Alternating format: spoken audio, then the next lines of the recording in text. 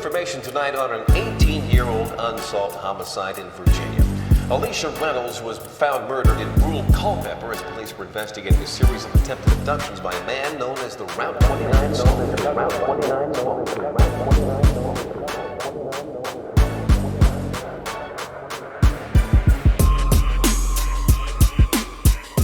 Good evening, ladies and gentlemen. Welcome to Virginia's Curio Cabinet of Weirdness in audio format. This is Odd Virginia, and I'll be your host, Alex Koska, as always. I'm sorry for the delay in the upload schedule. As you know, things have been a little tough lately, and I needed that extra week to just sort of pick myself up, shake off the dust, and get back to it. And anyone who knows me knows that I'm a huge Dark Souls fanatic, and I've played those games thoroughly. Well, Elden Ring just dropped, and I've been waiting years and years to play this game. And I've got to say, it doesn't disappoint. I've been playing it with my friends, and it's really been helping me get back into a normal, positive headspace. So thank you, everybody, for your patience. We are going to get to our interview with Bill, who has got another terrifying bit of Virginia history to share with you all tonight. But before we get over to that interview, I just want to extend an invitation. If you have a story that you'd like to share on this show, whether something you have experienced yourself or something that you've uncovered in Virginia's past that just happens to have that element of creepy, spooky flavor, you're welcome to share it on the show with me. Just send me an email, oddvirginia@protonmail.com. That's oddvirginia@protonmail.com. I'd love to hear from you, because here at Odd Virginia, we're ready to believe you.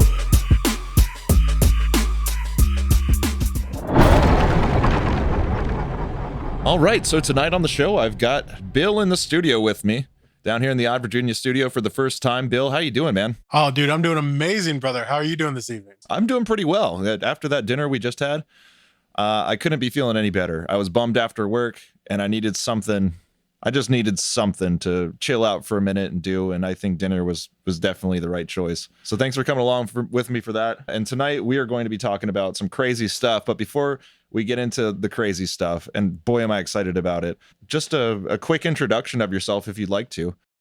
Absolutely. I'm Bill DeAngelo. I am an egomaniac that runs my own events called Bill Fest. I'm a Virginia local since 1989. And I love all things generally weird, creepy, and odd, as in Odd Virginia. But I've always, X-Files when I was a kid, weird, creepy, true stuff. And so when you started doing this podcast, I was already immediately addicted to it. And we started bouncing ideas off each other. And that what brings us here tonight. Yeah, dude, welcome to the Odd Virginia Club. I'm sure everyone listening can relate at least to watching X-Files, if not much, much more. And you brought up something that I've wanted to get into on this show for a while, which is true crime in Virginia. It's not really something that I look into, but I know a lot of people like listening to true crime podcasts and kind of delving into the, psychoanalyzing these serial killers, and their methods are weird and intriguing. As someone who knows a lot more about these kinds of things than I do, you have a very specific case actually that we're going to talk about tonight. And it was something that I've never had heard of before, because like I said, I don't really dig into true crime. I'm into cryptids, and I'm into ghost stories and other weird supernatural things. So tell us just a brief synopsis of what we might be getting into. So tonight we're going to dig into one of the weirder things that's been going on in Virginia for almost 30 years now, which, I mean, probably part of the reason why you don't know about it started when you were a wee little and a wee lad. Yes, a wee lad. What year approximately? I can tell 1996 is when everything really started snowballing. Yeah, certainly wee lad. Those are elementary school years for me. Yeah. I mean, not that I'm a whole lot farther ahead of you, but I was what? So 12 years old when this was all going on. So okay. In the year of our Lord, 1996, unfortunately started a series of events that's been going on continuously in one shape, form, or another along Route 29 here in Virginia. There's multiple, we'll get to my theories and stuff here in a bit, but definitely multiple murderers traveling along the 29 corridor up to, I think the official count is like over 35 women have within a 17-mile radius of the Route 29 corridor have turned up missing. Unfortunately, several of those ladies have been found dead as well. Unfortunately, I had a catastrophe with my computer and Google Docs, so I won't have quite all the information that I wanted to have for this episode, ladies and gents. But we've got a ton here, and hopefully I won't ramble too much in between. Yeah, due to a technical error, you would put a lot of work into your presentation for tonight, and at the last minute, a bunch of it just disappeared off of your Google Docs. And I suspect that you know too much, and someone with access got in there and was like, nope, yoink. I don't really suspect that, but it was Homeland Security. It must have been. It was. It's COVID misinformation. That's what it is. They're going to take you off of Spotify. Yeah. or Neil Young's going to protest. So Route 29 is like a major thoroughfare, right? It goes through Baltimore, through DC, through Richmond, right? Yeah, all the way down to Florida. Oh, okay. Yeah. So Route 29 was first commissioned back in 1928. So I mean, it's been there a long time. 21 and Route 11 in Virginia are basically your major north and souths. Yeah. Until 81 and 95 was built.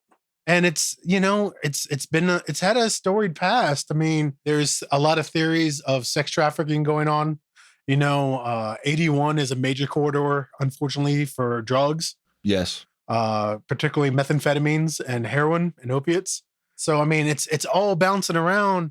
So I mean, there's already a slurry of like bad people and bad juju all in the general area. I mean, and it hits places like, like not to talk trash or anything, but like it hits places like Danville and stuff like that too. So like smaller, like kind of backcountry towns and stuff like that. And I mean, it goes all the way up, like we were saying, up to Baltimore, and kind of swoops down close to Dulles, and then it kind of shoots down along the 95 corridor, and then it kind of like shadows 81 for a little bit, and then it kind of drops down south and just kind of goes straight south down to the North Carolina border, and then shoots on down past there as well. Talk about the highway to hell. Yeah. But everything came to a head, and when everyone first started talking was back in 1996. And what had happened was a young lady by the name of Alicia Reynolds. She decided to have a shopping trip with her mother, who lived in Charlottesville. And so she decided to leave her home in Baltimore, kissed her fiance goodbye, got in her car, and started coming down bright and early. I believe it was about like 8 a.m. She was supposed to, or 7:30 a.m. I mean, because she was going to meet up with her mom at like 10:30 and go shopping in Charlottesville back in 96. Make a day of it. Yeah. Just hang out with mom, go shopping, have a great time. Yeah. She was a college student. Part of my notes that disappeared was what college she was going to. It's one of those nice colleges. I can't remember. It was one of the medical schools up there. Was it John Hopkins? Johns Hopkins. Yeah, something like that. Sorry for the misinformation, fake news. When you start getting into that medical misinformation, things get a little messy. I will have to ask you to restrain yourself. Yeah, I'll try. I don't want to get you banned off Spotify. But so Alicia is driving her car down, and she never made to meet up with her mother. So after a while, she called Alicia's fiance, but it was 1996. It wasn't like cell phones were rapidly abundant. It wasn't like there was tracking apps and everything like that. It was an entirely different world. We had to watch X-Files with the lights on because it was so scary. It was a wild world. And the Outer Limits too, man. Oh my God, yes. So what had happened was they started a 10-mile area roadblock after Alicia Reynolds turned up missing, and just after a day of not showing up anywhere, they started a 10-mile roadblock. They found her car. It was parked along the side of 29. Hood was up, and there was a paper napkin underneath the windshield wiper. Nothing written on it. People just assumed it was a way for trying to signal there was car trouble. Yeah. But they really have no idea why it was there. But she was missing. And so they started a 10-mile radius manhunt and like blocked off all the roads, was asking people with every single car that was going up and down 29, had they seen anything the previous day? Had they seen anything suspicious and everything? And it turned out there was this guy who was flagging down women for like several weeks in like a little Nissan or a little Toyota pickup truck with stripes on the side of it. And they got police sketches and stuff. I'm going to send all the information like maps and police sketches and stuff to Alex so he can throw it into the info bars and stuff so people can see it too. But they came up with a couple police sketches of a couple different people. And this guy was like pulling up beside the cars, honking, going crazy. Hey, there's something wrong with your car. Pull over, pull over. And, some girls were pulling over and then he'd say there's something wrong. And he took them to a payphone, let him call for help. And then he was on his way. Others, if they said no, he'd go crazy, start screaming, cussing, throwing stuff, going nuts at these girls. And they'd, put the hammer down and get the hell out of Dodge, get away from this psychopath. But they believe he was building up his courage. So he had run-ins with several people before. Yeah, there was 14 previous accounts. Okay. The last one, about a week before Alicia Showalter Reynolds went missing, there was a woman, I believe her name was like Carmelita Shumo. I probably butchered that name, so if you're listening, doubtful. But if you hear this, I'm sorry. But so she was driving home and she got approached by the guy. And he was like, hey, something's wrong with your car and everything like that. And so she went, okay, cool, and pulled over. And he's like, yeah, no, your flux capacitor is broken or just made up some bullshit. And she was You're like, never okay. going back to the future. I know, Not right? in that car. And so she jumps in the car. She jumps in his truck and they go driving down 29. And while driving, he pulls out a screwdriver and threatens to stab her with it and starts making sexual advances while driving down 29. And this girl's a boss. She fights him off and jumps out of the moving vehicle and breaks her ankle, but escapes. Oh my God. So that was probably going to be his first victim. Yeah, and that sounds exactly like weird, creepy serial killer behavior.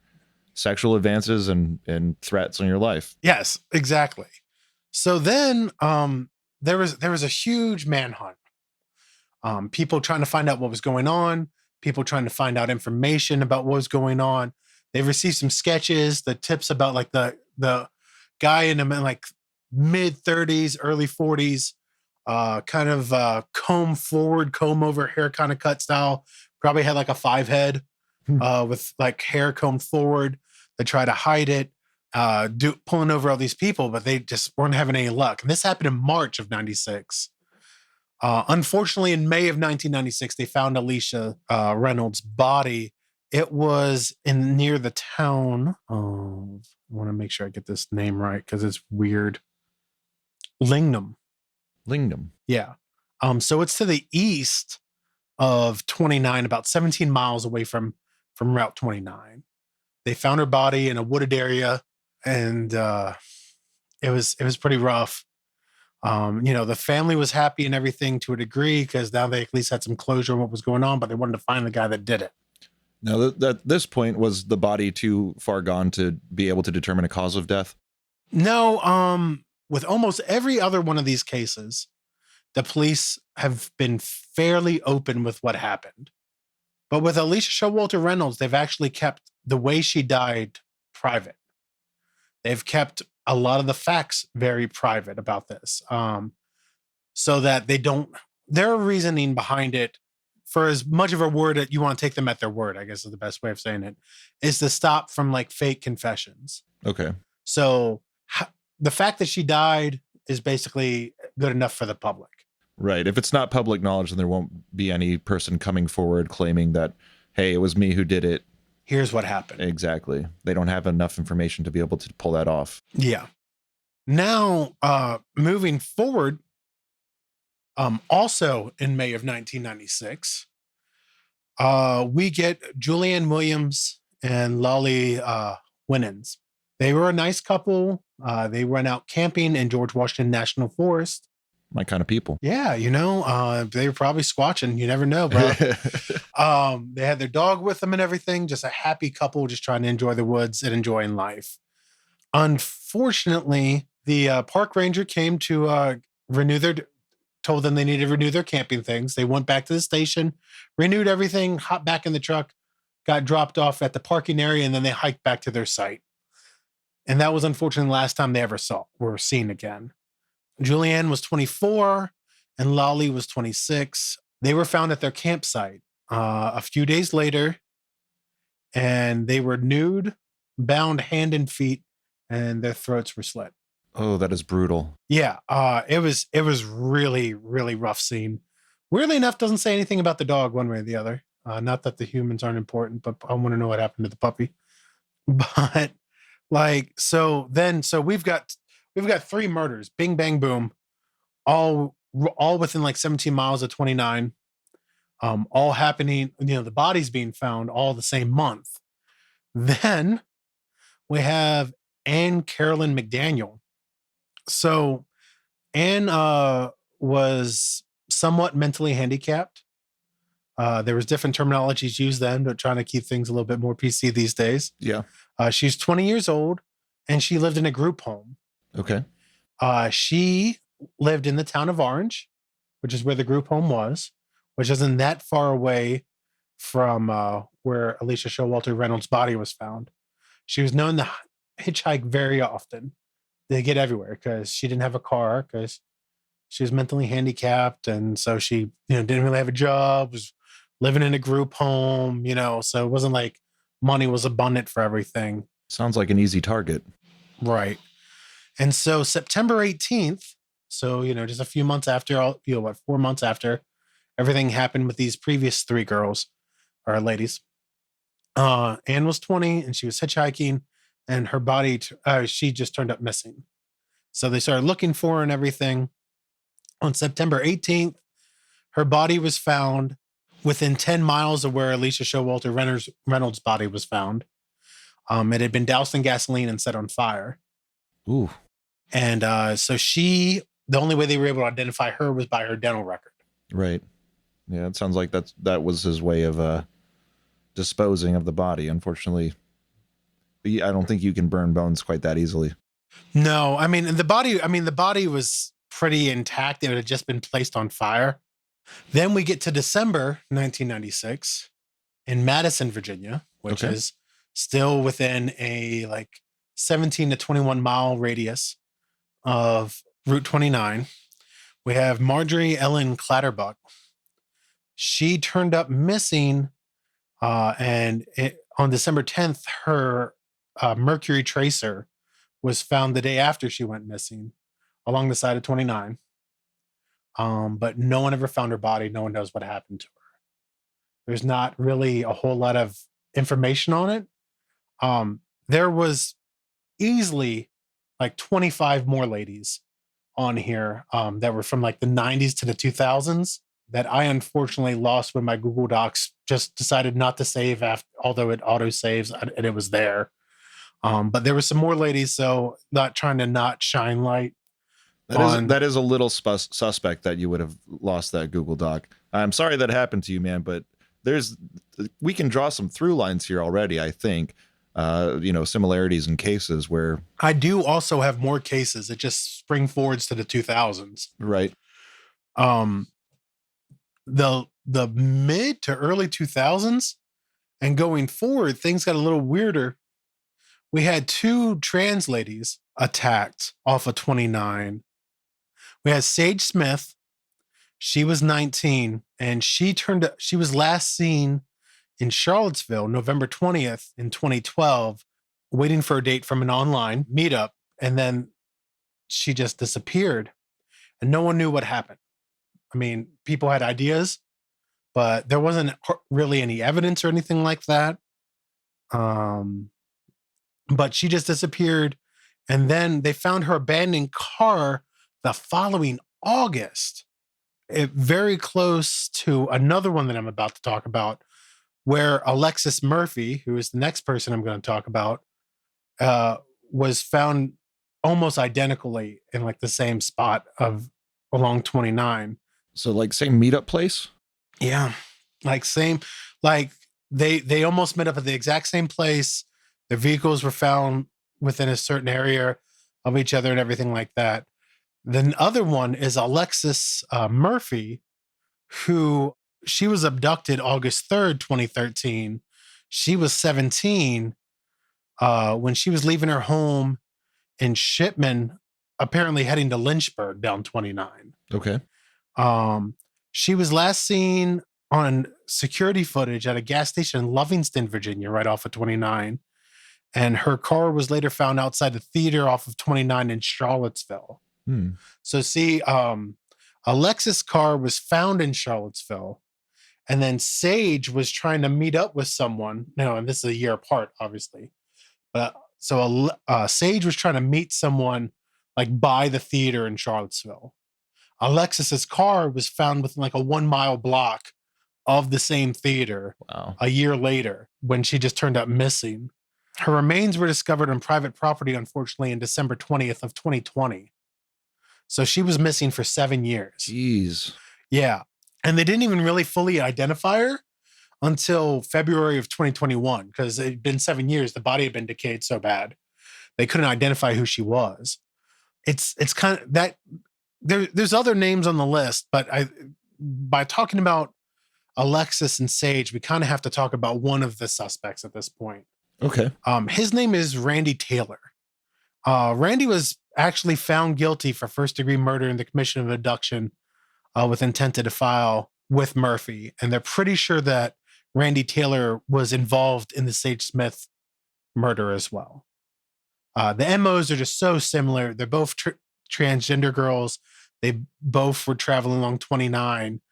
You know, Sage went missing in the same area where Alexis's car was found. It's just, there's too many pieces there. And it sounds like the MO in this situation might be a little too different from the one from the 90s, or those Flappa cases from the 90s to connect him to that.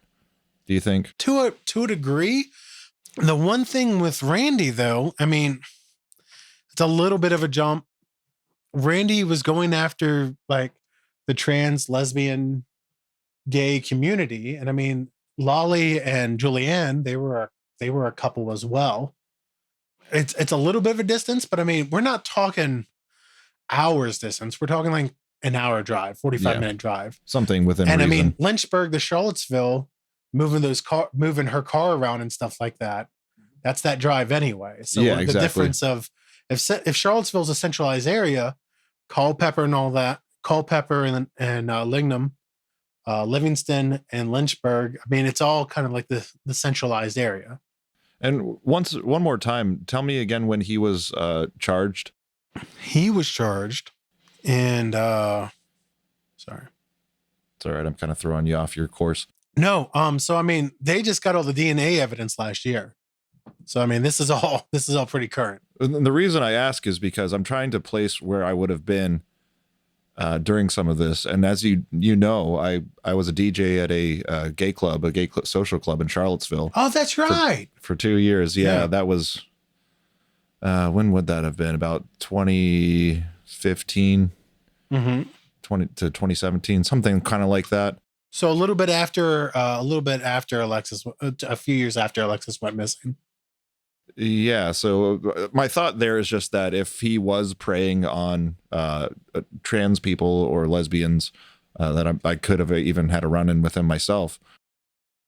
Yeah, I mean, it's entirely possible. And I mean, then we also have like Hannah Graham, who is another person that was that turned up missing. Although this one I don't think is really related. This just happens to be that there was a college school kind of deal. But Hannah Graham did turn up missing as she was 18 years old. She was at UVA as a student, went missing from the downtown mall in Charlottesville back in September 24th, 2014. But they did find and catch somebody. Jesse L. Matthew was arrested for that. While he was also being wanted for the abduction of Graham. Graham's remains were found on abandoned property in Albemarle later that year in October. And then Jesse was charged and convicted to 3 life terms on it. Wow. There's also been a couple others that aren't necessarily 100%, like it's a little bit more open and closed. I can definitely remember, and I'm sure everyone does because this actually made national headline news, was when the girl was abducted from the Metallica concert. That's in literally, Morgan Harrington. And then she was unfortunately raped and murdered. But then they used the DNA evidence from that case and caught, funnily enough, that was Jesse Matthew also. Oh. So we got 2 of them in UVA, but they used his DNA evidence once he was arrested, everything went on file because he was a sex offender and everything like that. So they do that and linked him to some other cases at some colleges in Maryland as well. Oh, wow. He's so like it's more prolific than I ever heard. Yeah. So there's weird shit going on 29. There's weird shit going on in the Valley. Like you and I were just talking before we started recording is literally time flies so weird in pandemic world. 2 months ago now, back in December, they caught a serial killer in Harrisonburg, the shopping cart killer. Oh, that sounds like a strange case. Yeah. So this guy was meeting women off of dating websites. Sound familiar, but although this guy's too young to have been doing all this. But same MO, except for that he was dumping their bodies in Target shopping carts. And he killed 2 women in Harrisonburg and 2 in Fairfax County. That must have been a very macabre display. Oh gosh, I don't even want to. Dude, it was like a mile and a half, 2 miles from my house is where they dump the bodies. And like I remember early that morning hearing all these sirens and everything because I'm right on 33, where 33 and 42 come together, and and you could hear all the sirens and everything shooting down the road, and it was ambulance, fire trucks, and police. And when we were going to work, me and my roommate, we both like messaged each other. Like, I don't know what's going on farther down South High or North High, I guess. Whatever, 42, whatever. Virginia Avenue. Well, it goes Virginia Avenue, then it becomes High Street. Then that's right. Harrisonburg's so weird. Like you'd have like 2 miles worth of road and have 3 different names. Yeah. But anyway, out past downtown, out past Memorial Hall, if you're traveling south on 42, it was like I think it was out by Logan Lane. It's like this little dead end road, cul-de-sac and stuff near the railroad tracks. But apparently he liked walking the railroad tracks, pushing dead bodies in shopping carts down the railroad tracks. Bro, I mean, he like, so in the link that I sent you, there's photos and like they don't show the bodies, but like he pushed a shopping cart, which isn't the most graceful thing in the world. No, not even in the nice floors in the shopping aisles. Right. And then like you have a full grown human being that is dead that you're trying to boogie on with in the middle of the evening or early mornings. So it's already overweighted. And then he pushed these in the wooded areas. He dumped these carts in the wooded areas. It's a little wooded area over there near the railroad tracks is where they found the carts in Harrisonburg. And there was wooded areas in Fairfax as well. So he was pushing and he wasn't a big guy. So it kind of makes me wonder if there was someone helping him. Cause like trying to push a shopping cart through like muddy sticks, like a piece of gum and in a food line makes the wheel stop. Yes. So it's not like these that are would be exceedingly difficult. Yeah. It wasn't like it was one of those little carts for like refrigerators or something as the bigger wheels. It was just Target shopping carts, but that was his bag. And they weren't modified to ride the rails? No. No. And they didn't even have the modified logs for the steam engine like in Back to the Future 3 either. It was pathetic. This guy didn't plan at all. But there's been a few suspects that they've kind of put together over the years. One that they really looked at for a long time, especially with Alicia Reynolds, is Darrell Rice. Darrell David Rice was from Maryland. He was he's still a person of interest from like day one almost on this. He was actually arrested in 1997 and was brought up on charges. And then they decided to drop the charges without prejudice, meaning that if they brought more evidence to it, he could be charged again without having to worry about double jeopardy laws. Okay. So he was charged, but he wasn't prosecuted. The problem with Darrell David Rice, he was kind of a friggin' idiot. He wasn't that smart. He wasn't, you hear about like the classic serial killers that they, it normally takes a lot of planning, a lot of effort, a lot of scheming, a lot of plotting, kind of high IQ guys. One of the things that made this guy stand out is he tried to abduct a woman while she was on a bicycle and he couldn't catch her because he was out of shape and she threw a soda in his face and got away. Okay. And so he was charged with attempted abduction. And then they're like, oh, this guy fits the bill. One of the things that really makes me not think that he would have done it, and this is based on a huge lack of information, because I've never dug into this case before, but you said he was from Maryland. Did he not? He didn't live in the area where this was happening. And you'd kind of have to know the railroad tracks and where they go in order to make this work. Not to mention, as you said, the plotting and planning and scheming and rubbing the hands together. So he was from Maryland, and this is on me completely. The girl he tried to abduct on the bicycle was in the same part of the Shenandoah National Parks where the two girls were murdered. Oh. In 97, so a year later.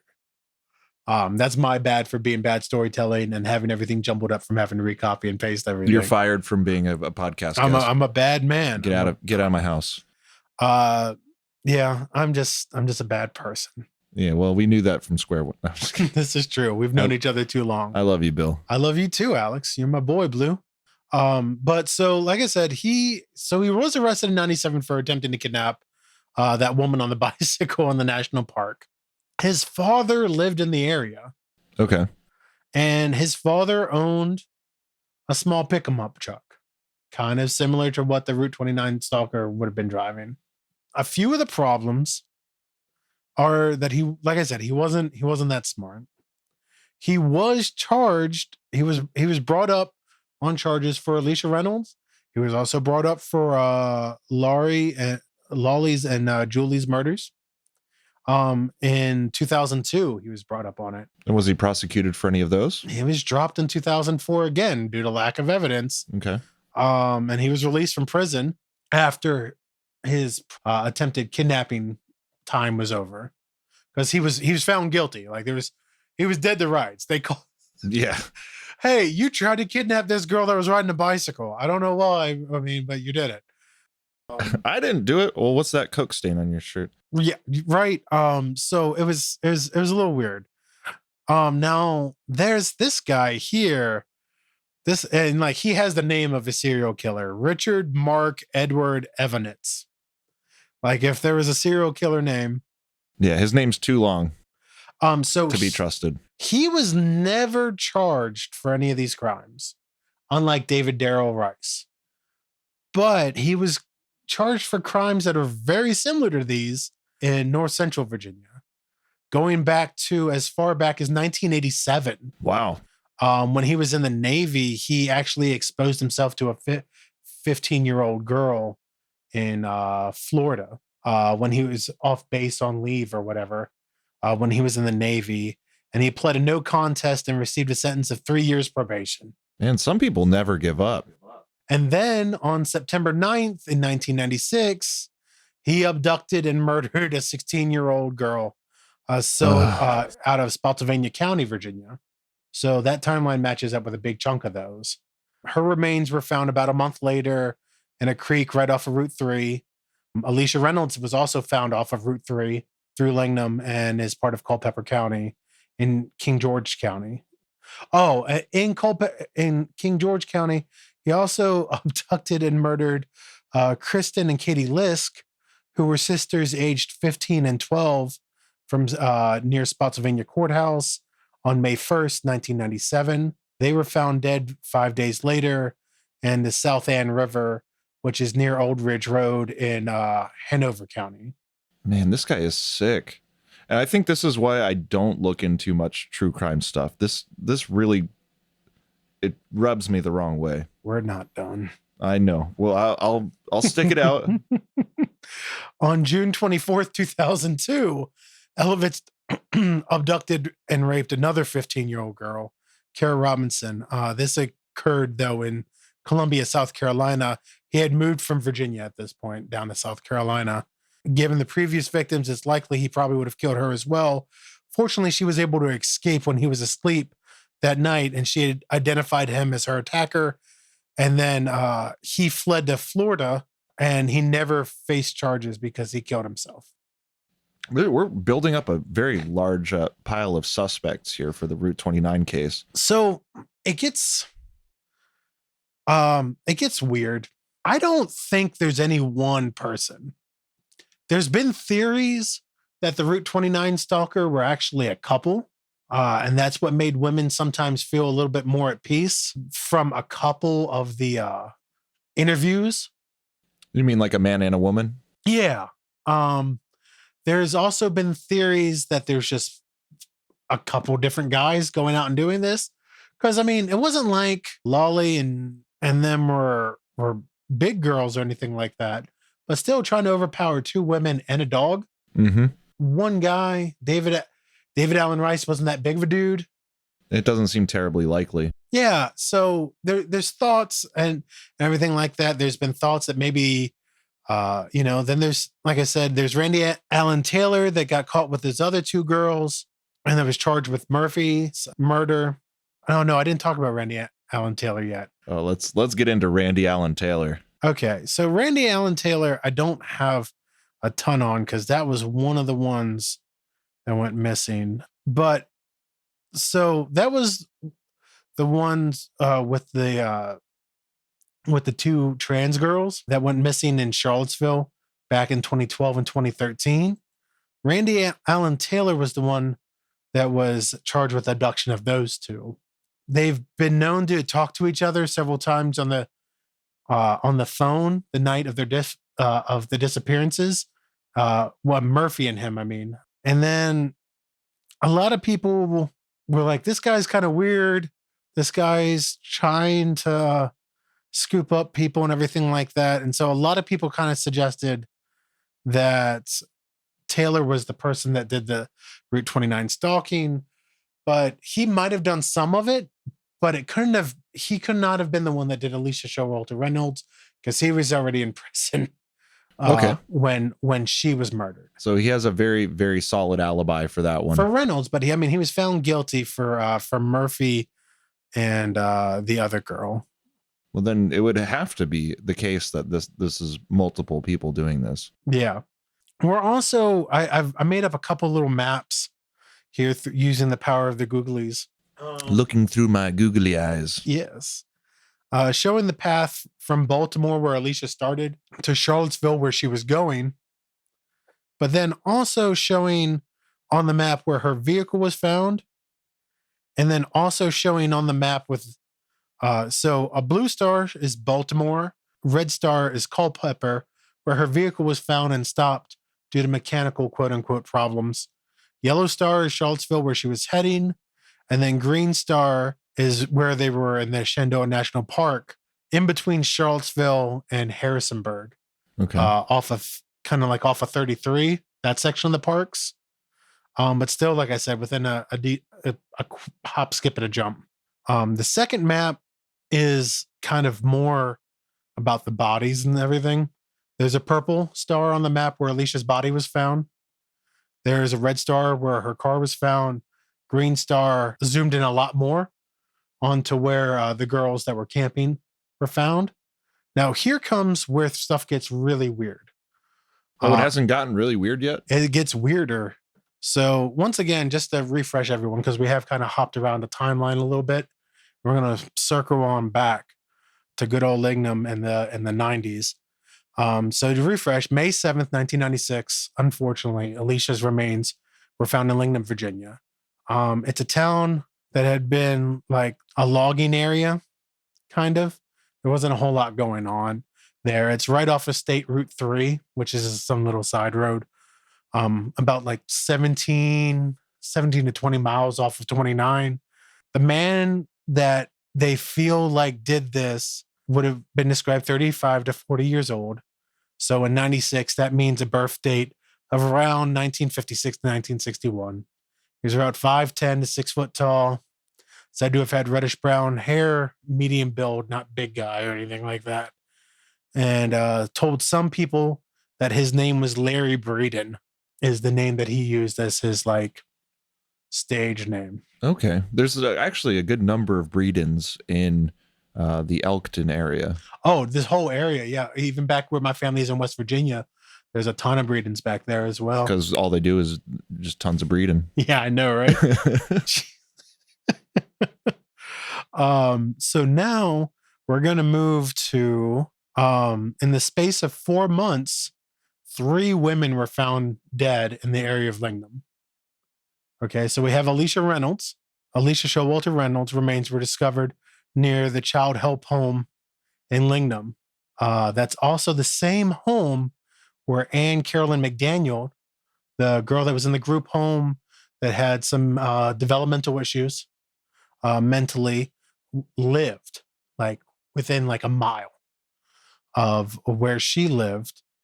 So some people wonder if there's a connection there, something with that town, with the group home, someone that was living in that area, someone that was working, like a state worker that was working on the state facilities with the child home, something like that. Something going on there. It doesn't sound quite right.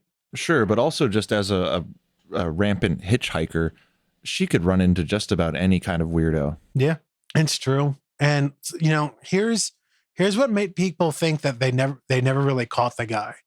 So in 2005, Cheryl Warner was on the phone with her father when a man knocked on the door saying he was having car trouble. So kind of like the 29 Stalker, but just in reverse. Yeah. Told, hey, Dad, there's someone here that says he needs to use the phone to call a tow truck. It's 2005, bro. Probably should have had a cell phone at that point, but it's still 2005, so. Yeah, cell phones weren't quite as proliferated. Yeah. I mean, at that time, I had one. I was a year before getting my first cell phone. I got mine in 2002. Cellular one. Yeah, see, in 2001 was cellular. Actually, in one. May of 2005, I turned 16. So that would have been the year I got my first cell phone. I'm going to go play on the railroad tracks now because now I feel really old. You are very old. Hey, I remember James Earl Jones doing Bell Atlantic ads on TV. Bell Atlantic, dude. So before Verizon and AT&T got split up into Verizon and AT&T, they were one happy dysfunctional family as Bell Atlantic. Yep. And then the federal government used that M word. Good old monopoly. Yeah. You kids, them damn boys were a cell phone in my tool shed. Y'all break that on up now. But anyway, so 2005, Cheryl Warner said that she needed to use the phone, got off the phone with her dad, and never called her dad back. No one knew what happened to her. Cheryl's home was on Route 29 in Culpeper, 18 miles away from where Alicia's body was found in Lingnum.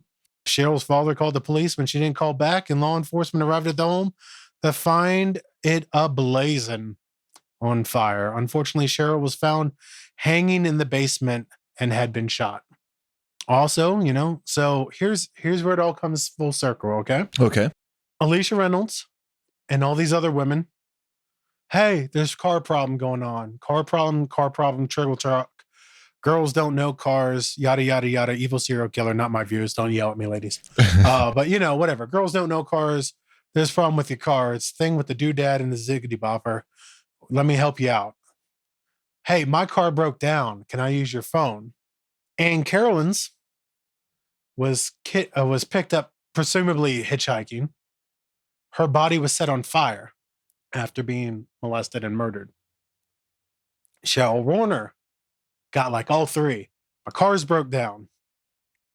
Shot her dead. Set everything on fire to burn the evidence. All within 18 miles of themselves. Of course, all also within all of 9 years of itself, too.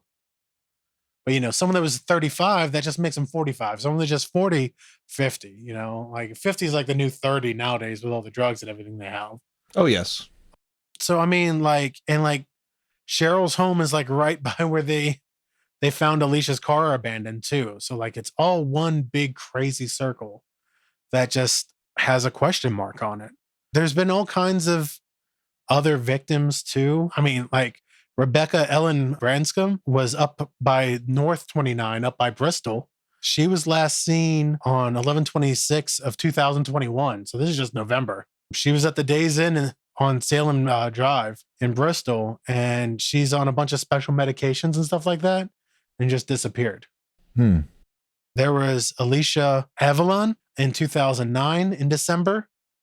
She was working at Dulles, and she jumped on 29 to head home. Never seen from again. No one knows what happened to her. So I'm starting to develop a theory as we're sitting here talking. Mm-hmm.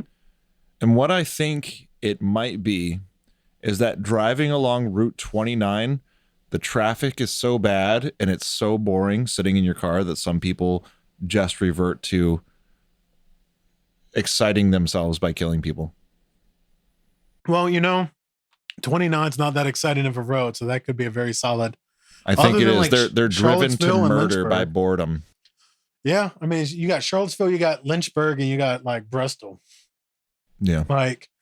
And there's not a whole lot in between those places. There's a whole lot of woods, a whole lot of meth, and a whole lot of banjo music. It's true. I've driven 29 a couple times, not for long distances, but definitely around the Charlottesville area because I've worked in Charlottesville. And once you get out of main part of the city of Charlottesville on 29, it quickly turns back like southern. Yeah. Rural areas, I should probably say. Of course, it's southern. We're in the South. Well, I mean, everything's in the South. That's fine. Compared to the North Pole, everything's in the South. It's true. So you just got to go by true north, baby. It's all perspective. We got a handful of like really weird players on the board though, Yeah. with like these murders. And then, I mean, it could just be like one of those, oh my God, Alex, there's a movie. I don't know if you've ever seen it, but I'm giving you homework to watch it because I know you're not super big into this stuff. And I'm not like a true crime junkie. It's just, this is something that was local that was just like, boom, you're hitting like adulthood-ish at 12. You're hitting puberty. It's all over the news. Yeah. Like you just lived through the OJ trial. What's the next big thing that's on TV? This local-ish girl is missing. So it was just everywhere. And my mom was obsessed with it. And that's a whole nother story for another time that I won't even entertain. But so she inspired you to become the scholar on the subject. Of the 29 Stalker? Yeah. Oh, yeah, guys. Also, real talk. Go on Amazon Prime, or you can go on YouTube. I'm pretty sure it's on YouTube. There's an entire episode. I'm sorry. There's an episode. It's not the entire episode's about it, but like a solid like 20 minutes of the hour of Unsolved Mysteries is about this case. Oh, Unsolved Mysteries is a good show. Yeah, no. And like, they're way more articulate than my goofy ass. And not so ADD, so you won't be jumping all over the place, and they didn't have to worry about Google Docs because they just had a teleprompter. And they also have a writing team. Yes. But if you look up Route 29 Stalker, there's actually a couple podcasts about it that just break down every single little detail, like a series of like 20 podcasts. There's the Unsolved Mysteries. You'll find so much stuff on Reddit about it too. And now you can also hear about it exclusively on Odd Virginia. Yes, Odd Virginia. I'm not trying to pimp out away from other podcasts here. I'm sorry. No, I highly encourage people to seek out good content no matter where it lies. I'm not making money on this. You don't have to give me the views. He's making all the money. Yeah, I secretly have a collection of Rolexes based on the royalties I've made off this show. He literally just wraps them on his ferret. Spoon just runs through this house with gold-plated Rolexes. Well, she's about as wide as a wrist, so that's just Yeah. like her ferret armor. It's her ferret armor, absolutely. And we just super glued a little He-Man on top of her. Battle Cat. Spoon the Battle Cat. Heck yes, baby. But I mean, it's like this is just crazy. And I mean, if you guys have time, I really, really suggest. I mean, only as much as you're willing to freak yourself out about. Like I said, I did a lot of prep for this. Well, like Alex was saying, I did a lot of prep for this. And unfortunately, some of technology failed me, and I'm sorry for that, guys and gals, and but non-binary pals. But if you just Google missing persons in Virginia, it is insane. Along the I-81 corridor, along 29, and around 95, man, woman, children. It's just nuts. Like I said, I believe the total count was about 35 along the 29 corridor alone, within a 17 to 21 mile radius of missing. I tried to keep it zoned in like the Alicia Reynolds, and like everything was within like 17 to 21 miles. And how far back do those recordings go? Some of them go back to the 80s. Okay. I mean, now if you want to start talking about like Harrisonburg and stuff like that, there's been crazy missing person things going on from like the 70s. There's a really hot open case that was just on, oh God, it's Corona World, so it's hard to tell time again. I'd say probably like 2-3 years ago on like a bunch of the big news sites, dating back from like the 70s. And the early 80s where some women were abducted from the Valley Mall parking lot in Harrisonburg. Ooh.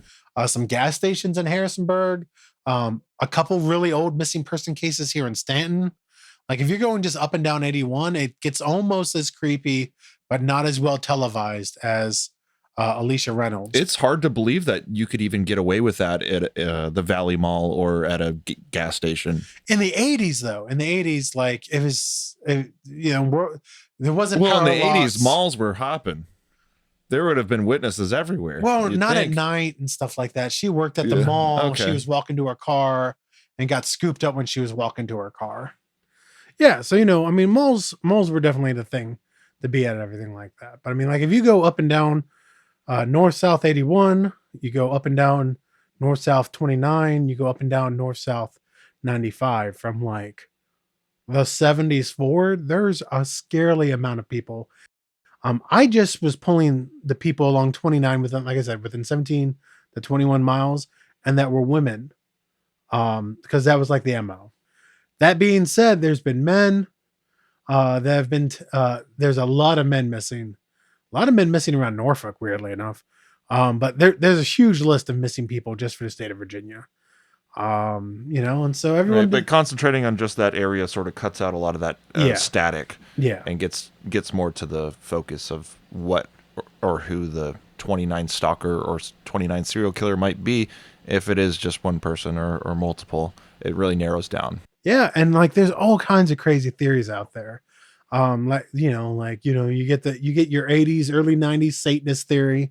Oh yeah, the satanic panic. Yeah, the good old satanic panic. The devil cults doing all of this. Those were the good old days. Oh yes, and people was Dungeons and Dragons books were being burned. Playing Mortal Kombat. Oh my god. So there's that. I personally think that maybe it was like a group of guys. Or like almost like what is that book, The Greatest Game, or something like that. I'm not sure of that, or not aware of that book. It's like The Greatest Game, or like The Great Hunt, or something. It's a group of rich people hunting people. It almost sounds like the Spring-Heeled Jack theory to me. Well, there's also some really crazy theory that the Golden State Killer actually started on the East Coast and then went West Coast. And like then yo-yoed back across the country and stuff like that. I saw that pop up like a couple times. Did he have the same MO? Ish. In what ways? Yeah. So his name was Joseph James DeAngelo. He doesn't exactly.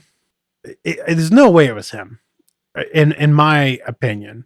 So I'll just read what we got here on Wikipedia is that Joseph James DeAngelo Jr., he was born November 8th, 1945. So he's too old. Too old. That being said, he was a former police officer.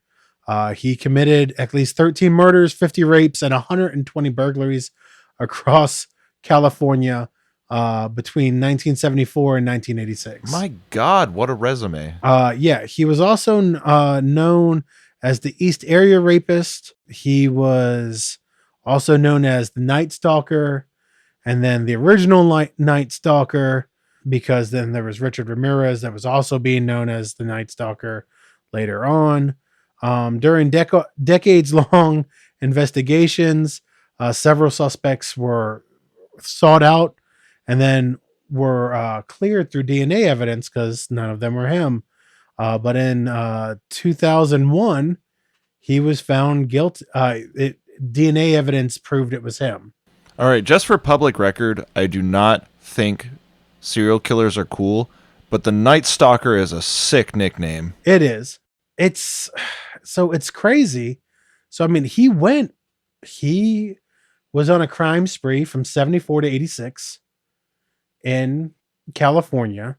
He was a rapist. He killed people. He burglarized things, 13 murders. Oh, so he did a whole bunch of crap. Like he was basically just a prolific criminal. If we want to get in the sauce. I want to get lost in the sauce. So Let me pull up some sketches of the Route 29 Stalker. Okay. All right, I've got the image, and I am looking at All right, so see the multiple artist renderings, it looks like. Right. Now, I'm going to share you some FBI sketches that they had of the Night Stalker. Now, keep in mind, the Night Stalker is going to be about 15 to 20 years younger. I thought the Night Stalker was supposed to be older. Well, right. So, but the first photos I showed you were the Route 29 Stalker.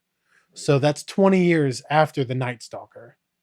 So you got to take those photos and rewind them 15, 20 years. Oh, okay, so we're saying that if this was the same guy. Yeah. So now, if you can, open up that Wikipedia article I just sent you. If you scroll down to East Area Rapist, 1976 to 1979. You know. All right, now I'm looking at the artist renderings from the Night Stalker as well. Yeah, so side by side with the Route 29 Stalker. They don't look horribly apart. I would say that the Night Stalker definitely has a much...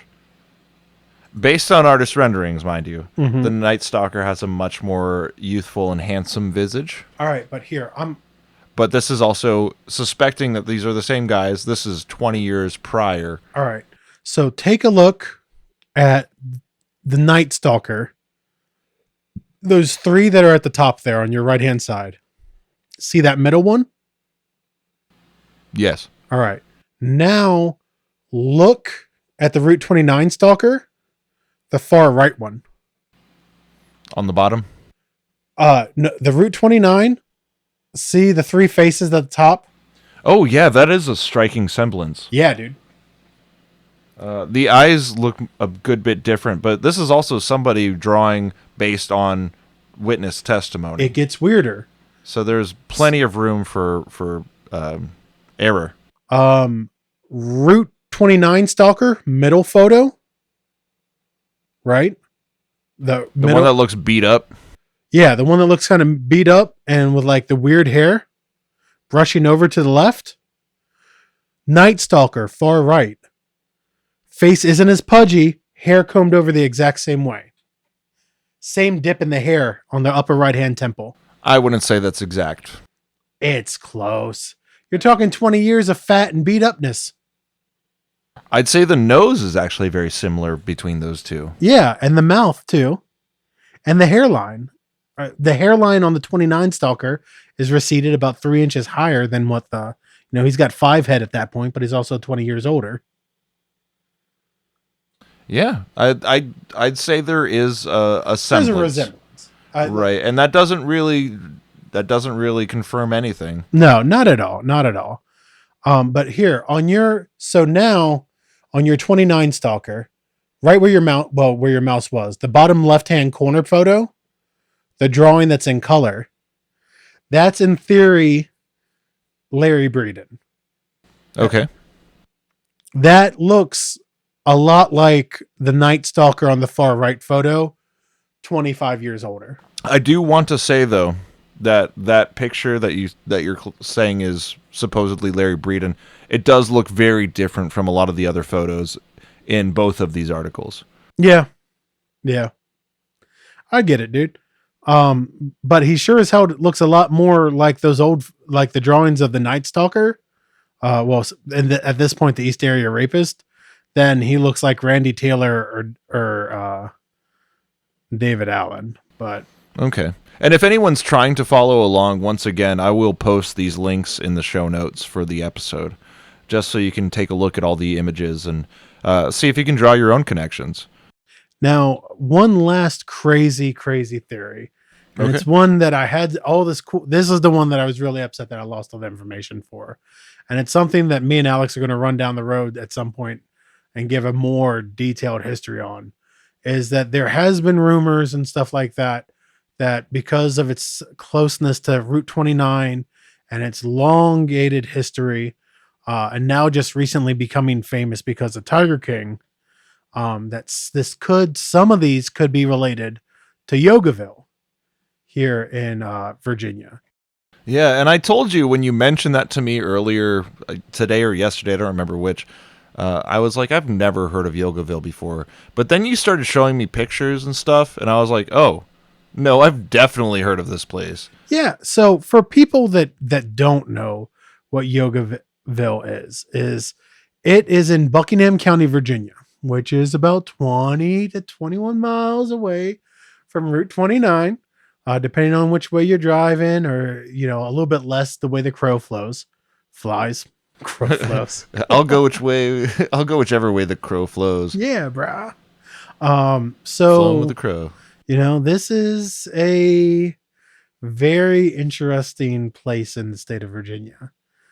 We've got our own Swami. That's an understatement. Yes. Well, we don't want to give everything away for a future episode or everything, but what most of you that are listening may or may not be familiar with is the happenings that is known as the Tiger King.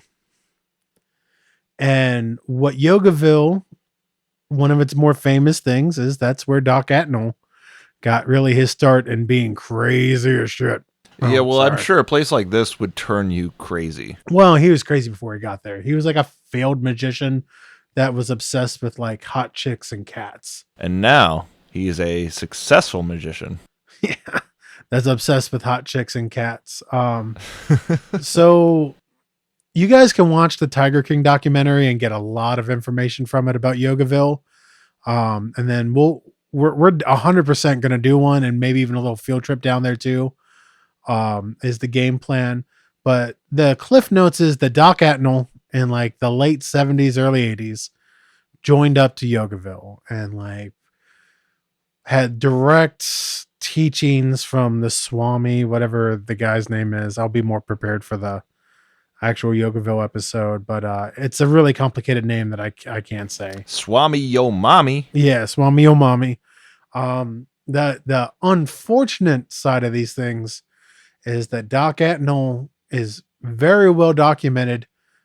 Even so in the Tiger King season 2 Doc Atnell stories or whatever, it's very well documented as well that Doc Atnell in the local towns was recruiting like 15-year-old girls to come and marry him and sleep with him. And even though he was already married and he was sleeping with children. When it comes to a commune, there's no rules. I mean, there's not. These people are crazy. The only rules is like no meat. They pretty much let anything go. I mean, Doc Atnell was there for ages and they said it was the girl's fault. Like the Swami and all them were telling them that they shouldn't be such hoes, basically. And gaslighting. Yeah. And it was just absolutely insane. And like, so all these girls were recruited and brought into this thing. It's just kind of like the Route 29 Stalker, getting their feet wet before they really start going to the full charge of thing. It starts off with recruitment, and then then you get your grooming. Then they're sleeping with these underage girls, and then they start getting really upset about it and start speaking out. But like, there's never any charges filed. You know what I mean? And where did you find out about this particular theory? I saw it on Reddit. It popped up on Reddit, and then like people on Reddit are.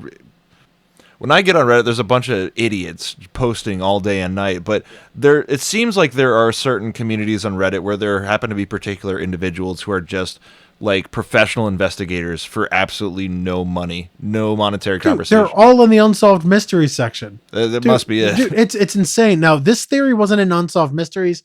It popped up, I just typed in like Reddit, Route 29 theories, missing persons theories in Virginia, and went down this rabbit hole. And it was just one, like a couple of people were talking about it as like responses to about missing people in Virginia. It wasn't like a whole thing on it. Like, that's kind of a crazy rabbit hole. And the more you dig and the more you learn about Doc Atnell and like the more stuff you learn about Yogaville and everything, like I said, we're going to go into Yogaville and just talk about the craziness and everything like that. To just learn more about this weird, odd state of Virginia that we're in. But yeah, it's scary, it's creepy, and none of it should be allowed. I mean, like, you can practice your religion or whatever, but not when it comes to messing around with kids. Yeah, if there's one thing that's sacred, even more so than religion, it's kids. Yeah, dude. Rules of the internet. Don't mess with kids, don't mess with cats. Absolutely. And Yeah. it's so true. Like, if there are two things, and I think there may be some more things that are also just as innocent, but if there are two things that are, like, supremely innocent, kids and cats, or animals in general, because I think of my ferret whenever I think of the thing that I hold most sacred in light and my song, my joy, my rock, my shield, it's my ferret. Yeah, Spoon is a mighty war cat. She's a battle cat, dude. She's a battle cat. Yeah. But Wrapped you're right. in Rolexes. But I think the way I want to conclude this episode, Bill, and we touched on it very briefly and kind of then got off that subject, I thought too quickly, is what your theory is personally, because you said you had something kind of formulated, and you thought it was multiple people. I think it's 100% multiple people. I don't think there's any way that any of these guys would have handled adult women and a dog by themselves. I don't, like the 29 Stalker. So you think it's multiple people working together? Working together. Absolutely. Now, obviously, some of these cases, they're just clear cut. And like the one with the Metallica concert, I don't think that's a Route 29 Stalker, but I think there's right, just that's like a different, just a pathway of negative energy on 29. There, there's just bad places with bad juju. Yes. And I think 29 is it. Now, is that partly because it's connected to Baltimore? Who knows? Well, yes, there's also just like little pockets of culture that have bad juju, right? Yes, no, absolutely. And I mean, Virginia, it's our home. It's been my home for since 1989 when my family moved here, which is probably longer than most of you people listening are alive. I wouldn't assume anything. Yes. Yeah, my listener base could be, 60 and up. You don't know. Hey, you know what? Absolutely. And if you know what I'm talking about, mazel tov. Don't mind me. But like, I've been here since 89. Virginia is my home. But Virginia is weird. Virginia is odd. It's extremely odd. Not to play the complete pun on the show. It's not as odd as... He said the thing. It's not as odd as Kentucky. It's not as odd as Alabama. But it's pretty odd. It's pretty odd. Yeah. I think odd's a kind of mild word, which is why I called it Odd Virginia instead of like a super wacky fun time Virginia.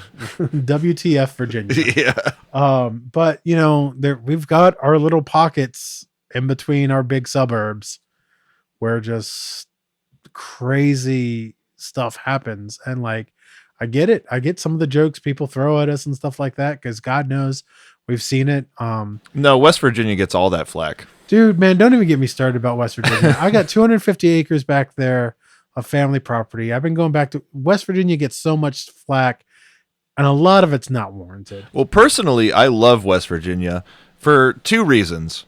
One, it has way more Sasquatch sightings than regular Virginia, or East Virginia, you might call us. And two, the people out there are rugged individualists who can do anything on their own. They don't need no one else. They were. Well, they still are more so than we are. There's here. a lot more rugged individualists in West Virginia. Unfortunately, in the area that my family's from, and like some of the original settlers, we're getting a lot of people from DC. Okay, so like kind of up towards Harper's Ferry? No, I'm talking like Lost River. Oh. And Matthias area. Every time there's a realty company that I won't say their name, because I don't want to give them any press, because they're ruining the area that my family's from. Ruining's a strong word, but not making it as enjoyable for me. I'll leave it at that. All areas need progress.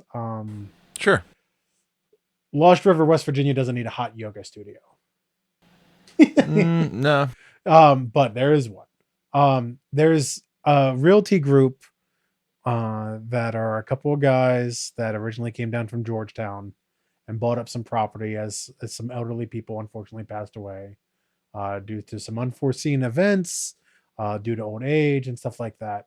And now every time somebody passes away, they're hounding the families to sell, even before the buyer's market was crazy. Sell. And then they're selling them to all these people from Georgetown and everything as their escape from the city. But they're not making an escape from the city. It's almost like if you watch, and a lot of people watch Yellowstone. I don't know if you've seen Yellowstone or not, but it talks about the people that are coming and trying to change the area that they're in and everything like that.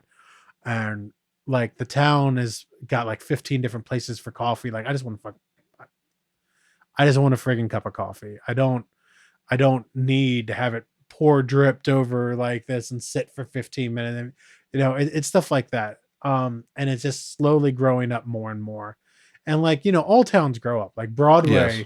When I grew up in Broadway, Timberville, it was a dry county. Yeah. Heck, on Sunday, businesses weren't allowed to be open when I first moved here. Think about how horrible that would be. Just one day of the week, nothing but church and Walmart's open, and Walmart closed at 3. Wow. Yeah. Blue laws. You want to look at weird stuff, odd stuff in Virginia, look up the old Rockingham County blue laws. I'll have to. Yeah. All businesses were not allowed to be open on Sundays except for like 7-Eleven and gas stations. Wow. Yeah. Land of the free, right? No alcohol was allowed to be sold on Sundays. But so things get bigger, things get better. There's an ABC store in Timberville now, whatever. Things can grow, but like doing a complete culture shift, trying to forget about what the area was and what you want to strong arm it to become, to map it to your needs and everything like that.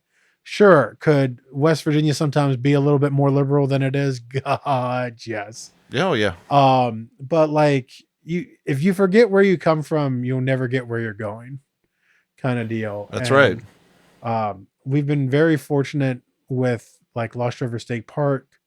Is absolutely amazing little place. If you've never been there, I strongly suggest it. I'm definitely biased because I've been going there since before I could walk. But Lost River State Park in West Virginia, in Lost River, West Virginia, is one of the most beautiful state parks I've ever been in. Nice. General Lee's uncle, summer home is there. Okay. And luckily no crazy people have tried to burn it down yet. Well, I was going to say West Virginia in general is a very beatific, untouched sort of area. It is, man. There's lots of wildland there, and there's nothing more beautiful than wild land. And I'm here to tell you, if you want some, I know this is odd Virginia, but pre-Civil War, it was old Virginia. Yeah. Like I can definitely tell you some weird stories and show you some cool stuff out towards where my family property. There's also a town in West Virginia called Odd. Oh, you know what there is? Yeah. And I mean, if we want to get real, dude, you and me, like some weekend, 100%, like we load up in the Hyundai, we get the hybrid and we go up Point Pleasant. We go look for the Mothman. Mm-hmm. I'm down. I do. Clint's all about a mutual friend of, well, whatever, we can cut that out. Anyway, but like Clinton 100% would do it. Well, I have a present for Clint if you could present this to him. Yeah, absolutely. Oh, snap. That is awesome. Dude, he's going to love that. Where did you get this at? I've been looking for someone to take that painting off my hands because I felt like it was I bought it as a gift for someone. I didn't know who at the time, but I got it at the Sasquatch convention in Fishersville. Dude, there was a Sasquatch convention in Fishersville? Yeah, 3 years running now. Oh my God. We got to go to that, cuz. Yes. You let me know. I know there was like summertime. I know that they do the Sasquatch Festival where they go camping in the woods. But are those two linked or are they two separate organizations? It may be the same organization. It's done by ECBRO, which is the East Coast Bigfoot Research Organization, headed by Daniel Benoit. Dude, Daniel Benoit, I'm sorry. Get me some dates, dude. Maybe we can try to do like a Bill Fest event for it. Like get a bunch of us old nerds together and go to the Bigfoot convention. Yeah, that'd be great. I'm 100% down with that. So I think we should conclude the episode, and I just wanted to ask you real quick if there's anything you wanted to plug or promote before we get out of here. Well, yeah. I mean, honestly, the only thing I can think to promote right now, I do have a Facebook group page. It's called Bill Fest. The legend continues. Yes. So back when I was a larger part of MagFest, and would help out with some other smaller conventions and stuff like that. Before there was one like every other month. We were like, oh God, we got to come up with something we can do and everything like that. I'm an egomaniac. So I was like, yeah, we'll throw a party and we'll call it Billfest. Well, actually, unfortunately, my passed away friend, Rob Wilfong, came up with the name. But rest in peace, Rob. But so Billfest is just events. We do crazy events. If you ever need an event planned, catered, organized, I used to help run events for MagFest with 25,000 people. I've ran events, smaller events with 550 people. I've done booze buses. I've done house parties. I've helped organize weddings. If you need something done and you want it fun, you want it nerdy, or you just want something way outside the box, I can figure out something for you. But check out Billfest The Legend Continues on Facebook. It's a public group, and you can DM me there if you need any help planning events. Dude, Alex, thank you so much for having me here, dude. This has been a heck of a good time. It has been a heck of a good time. And I haven't even dropped that many curse words. No, not at all. And the ones that you have, will I'm sure to hopefully cut them out as long as it keeps the natural flow of the conversation intact. But I wanted to reiterate and vouch for you because I know you through MagFest and Madicon as well. And I helped. I didn't throw it. I just helped with the events. I don't remember you doing anything for Madicon, but I remember you being you there. met me through it. Oh yeah. Yes, and you certainly put everything you have into organizing these sorts of just whatever particular department you're working in. You make it go full force every time. You never disappoint. You really don't. And I have a lot of respect for you for that. Also just for being a genuinely good guy, a good friend, and you've helped me out a lot in the past, man. Heart emoji, right back to you. Thank you so much for coming on my podcast. This is exactly what we needed on Virginia to disrupt and break the flow of all of the supernatural, paranormal, and cryptid stories we've had. Not that I don't like those. I love those, but I wanted to get a little bit more into the other aspects of Virginia and its oddities. So thank you for coming on. Hey, thanks for having me. I can't wait to do this again. We've got so many weird stories between Virginia and then just like Eastern West Virginia from where my family's from. We can do this a million times, bro. I look forward to all of them. Oh yes, there's much in the works, and have a good night. Have a wonderful evening, Odd Virginia. Bye.